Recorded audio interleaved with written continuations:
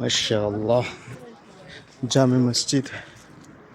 সবাই ইফতার করতেছে, একদম ইফতারের শেষ সময়।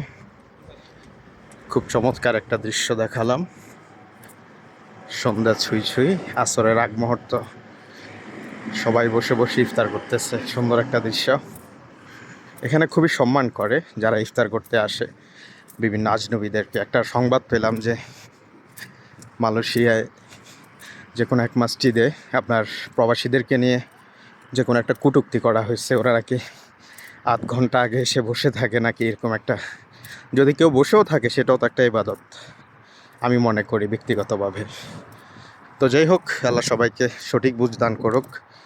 বাকি এখানে আমি আমার এই 8 বছর প্রবাস জীবনে কখনো অপমানিত হতে দেখিনি, বরঞ্চ বিভিন্ন জায়গায় বিভিন্ন প্রতিযোগিতার মাধ্যমে আপনার বিভিন্ন প্রশ্ন করে উত্তর দিতে পারলে সেখানে পুরস্কৃত করা হয়। খাবার না থাকলে পানি অন্তত দিয়ে আপনার দুঃখ প্রকাশ করে, এরকমও দেখছি। অথবা কেউ যদি নিয়ে যেতে চায় সেই ক্ষেত্রে দেখা যাচ্ছে সুন্দরভাবে বলে দেয় যে এখানের নিয়ম হচ্ছে বসে খাওয়া, হ্যাঁ, বা অনেক জায়গায় দিয়ে দেয় এরকম। যাক, আল্লাহ সবাইকে সহিহ বুঝ দান করুক। সালামু আলাইকুম।